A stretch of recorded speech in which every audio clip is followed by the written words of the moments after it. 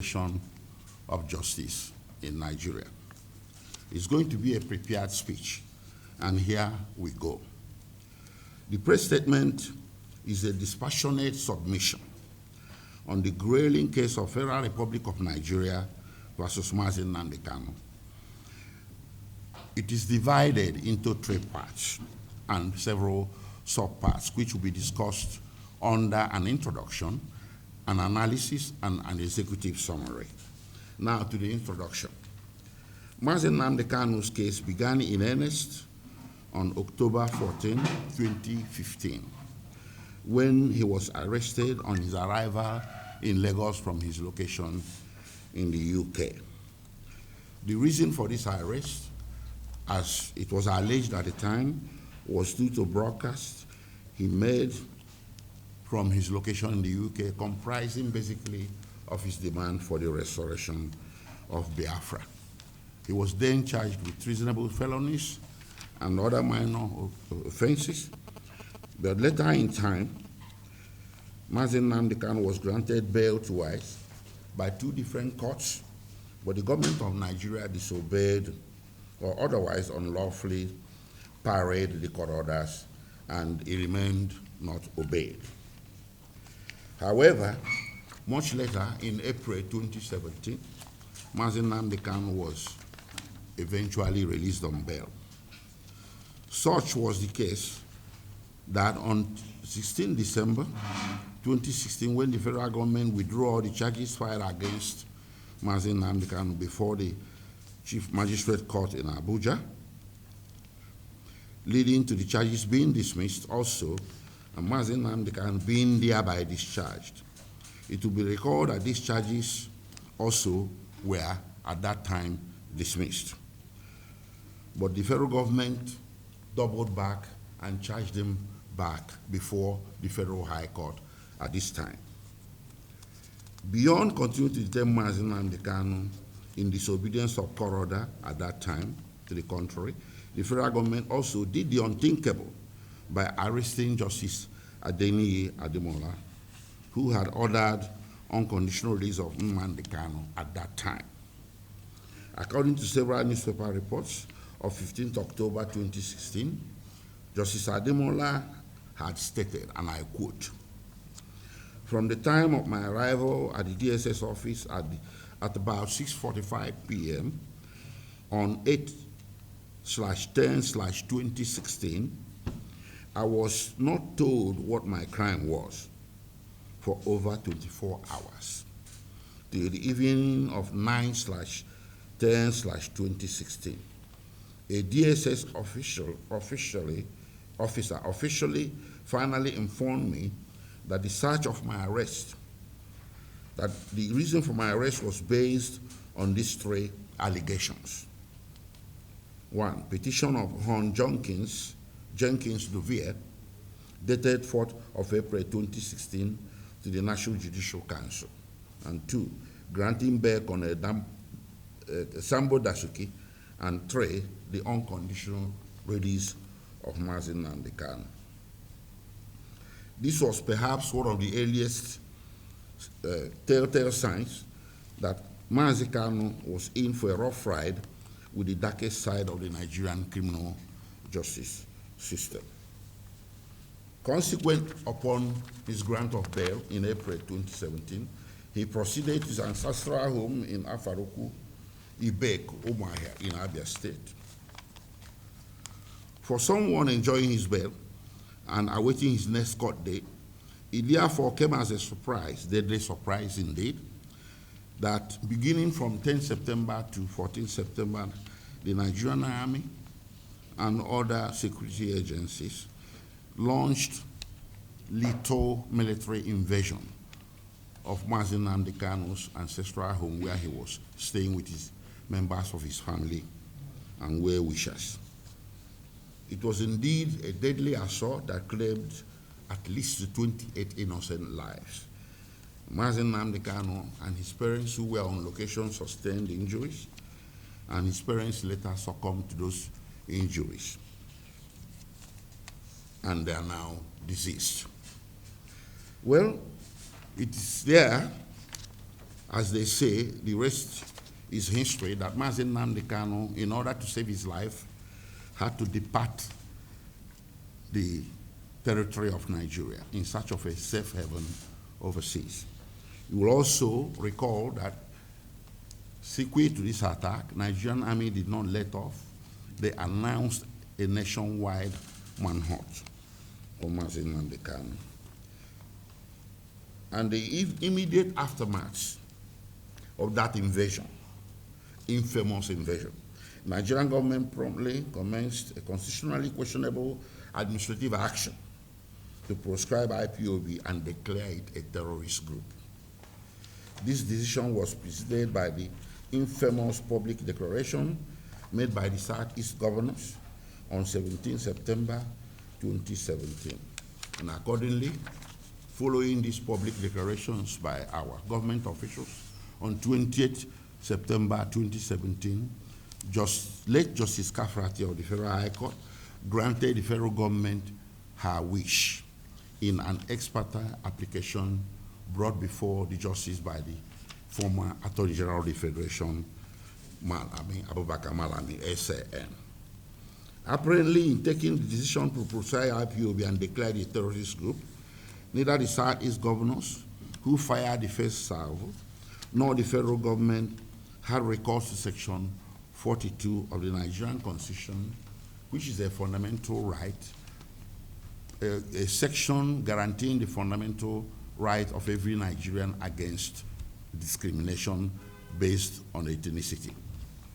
I'm saying this because later in time, this matter went to court, and the High Court of Enugu State, in a landmark ruling, pronounced the executive action or administrative action leading to that prescription as violative of Section 42 of the Constitution based on some ethnic considerations against the Igbo. Thus, by the plain provisions of that section, members of IPOB who largely hail from the Igbo tribe were generally criminalized. So to be clear, the practical application of any law enforced in Nigeria, including the Terrorism Prevention and Prohibition Act, or any criminal justice statute or legislation, has to be applied even-handedly across the board to all Nigerians without discrimination of any sort. But in this very instance, IPOB, having been perceived as springing from the Igbo and their cousins in the southeastern part of Nigeria, was singled out for the special act of discriminatory proscription and declaring it a terrorist group. Of course, this gave the federal government the legal license to direct its armed forces to resort to the rules of engagement, which required it to shoot to kill, not even shoot to maim anybody perceived to be a member of IPOB, and this has continued to this day. And of course, that was what culminated in the extraordinary rendition of Nnamdi Kanu from Kenya to Nigeria in 2021. It therefore follows that by failing to take action to proscribe other similarly related ethnic organizations, such as the Fulani Headsmen or Mietiala, or Odua People's Congress or Niger Delta Avengers, some of which are known to have borne arms and carried out violent attacks, but the federal government did not as much proscribe them or declare them terrorists as it did IPOB. It is our position, and which was confirmed by the court judgment I referenced, that the proscription was highly discriminatory. Now, in summary, the right guaranteed under that section is unarguably and essentially a right to freedom from any discrimination of any sort based on national origin or ethnicity, such as has been levied against the IPOB and its members, perceived or real, by the federal government since October 2017. The declarations made by the court are 3, and the orders issued 2. The court declared that action unconstitutional. It also declared that what IPOB is engaged in, the enterprise, is known as self-determination and that it is not unlawful. And the court, because the action offended its conscience, awarded $8 billion against the federal government for that action.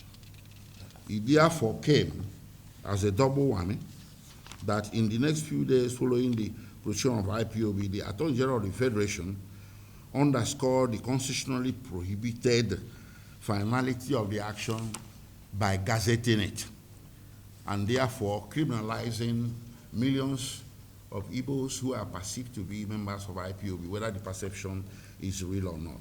And it also led to interdiction of their properties, money, and otherwise wherever found. It's also led to mass arrests, extrajudicial killings, torture, detentions without trial, and whatnot. Now, in March 2018, the African Union, through its African Commission on Human and People's Rights, which administers human rights adjudications in the continent of Africa, held against the federal government that the proscription was wrong under the African Charter, which bound Nigeria. Nigeria ratified the African Charter in 1983, and from that date it is bound by it.